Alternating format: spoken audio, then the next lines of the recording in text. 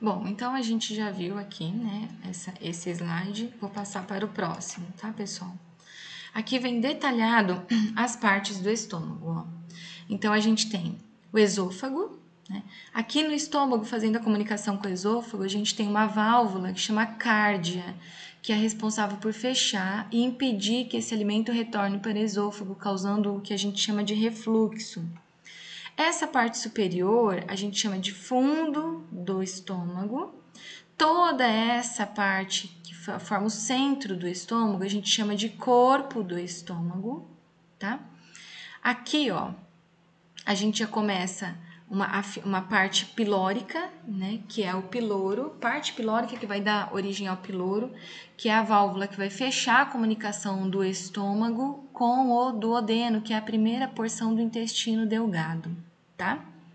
Então, só para vocês verem mais ou menos como é dividido em o nosso estômago, tá, pessoal? Qual que é a função do estômago? Ele tem como função armazenar temporariamente esse bolo alimentar. Além de armazenar, ele vai transformar esse bolo alimentar no que a gente chama de quimo, né? Por meio de ação mecânica, que é a mistura. Então, ele vai fazendo movimentos peristálticos e vai movimentando esse bolo alimentar aqui dentro. Sabe aqueles ruídos que a gente escuta no estômago? Fala, ai, nossa, meu estômago tá roncando. Aquele som, ele só é originado por conta dos movimentos peristálticos. Então, ele começa a movimentar, fazer um movimento aqui, mexer esse bolo alimentar. E através de substâncias químicas, né, que vão sendo secretadas, ele faz ação química utilizando o suco gástrico e transforma todo aquele bolo alimentar numa substância que a gente chama de quimo, que é uma substância já mais trabalhada e preparada para que ocorra o processo de absorção. Ele tem a sua mucosa toda preguiada, tá? Interiormente, para facilitar esse processo de liberação de suco gástrico e ampliar a sua mucosa. Bom, e quando a gente come, como funciona, né, o esvaziamento desse estômago? Então, quando a gente se alimenta por uma dieta líquida, é mais rápido o esvaziamento estomacal, né? Ele não tem que fazer tanto esforço físico para transformar aquele alimento em uma substância mais líquida, tá? E na dieta gordurosa é mais lenta a passagem, porque a dieta gordurosa envolve vários outros processos de quebra da gordura. Então, é uma digestão mais intensificada, mais demorada, tá? A parede interna apresenta numerosos poros, ó, entre as células epiteliais, entre a parede e a mucosa, para digerir o suco gástrico produzido pelas glândulas gástricas. Então, esse suco gástrico vai sendo jogado aqui dentro, né, distribuído aqui dentro, para fazer as reações químicas. Bom, como funciona a digestão gástrica, né? Então, a secreção do suco gástrico ocorre mediante estímulos psíquicos. Então, por exemplo, se a gente está assim, passando em frente a um restaurante e sente aquele cheiro gostoso de comida, a gente já começa, muitas vezes a gente não fala, nossa, meu estômago já está roncando. Por quê? São estímulos psíquicos, né? Então, é o apetite, odores, aspecto, a imaginação de alimentos. Eu começo a imaginar, meu sistema nervoso ele já identifica aquilo, olha, vai vir alimento por aí, né? Ela vai se alimentar. Então, ele já começa a preparar o meu trato digestório para que ele receba esse alimento. Então, nesse momento, já ocorre a secreção do suco gástrico, tá? Pode ser por reflexos nervosos, quando o alimento entra na boca. Então, eu tive contato com o alimento. Por exemplo, a gente está mascando um chiclete. A gente começa a mascar esse chiclete. Já começam reflexos nervosos e o meu estômago, ele não sabe que eu estou mascando um chiclete. Ele pensa que ali vai chegar um alimento nutritivo. Então, ele já começa o processo de liberação e secreção do suco gástrico, tá?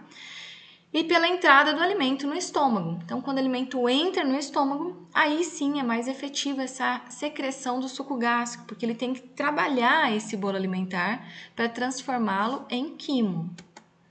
Olha lá a composição do suco gástrico, né? Eu não vou cobrar isso daqui em prova, tá, pessoal? Mas é título de conhecimento de vocês. Então, a gente tem a pepsina, né?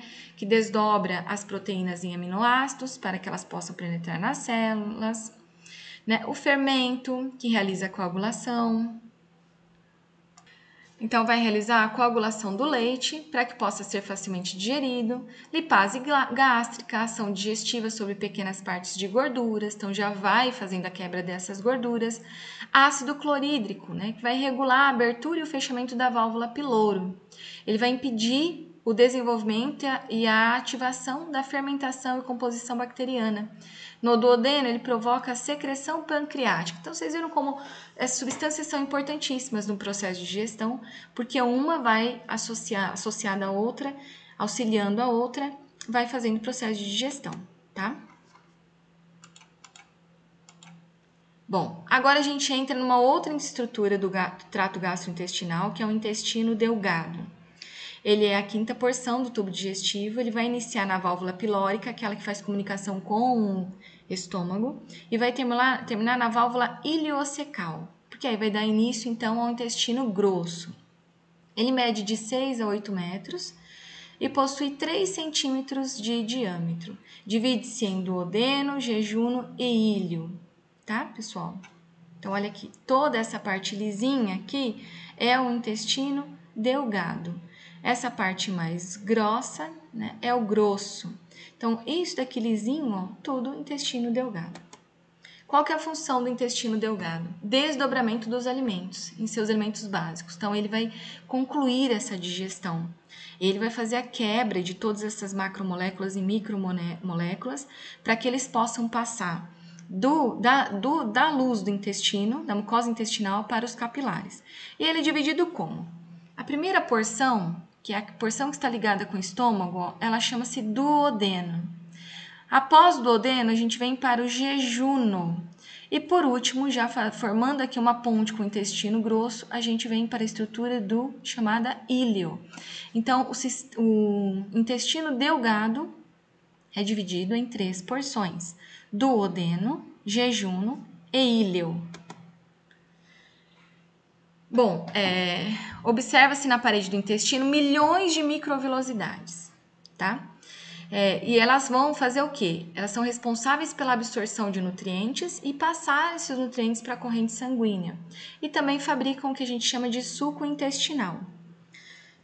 Aqui, pessoal, é a composição do suco intestinal. Eu não vou cobrar isso na prova, então não vou detalhar isso para vocês.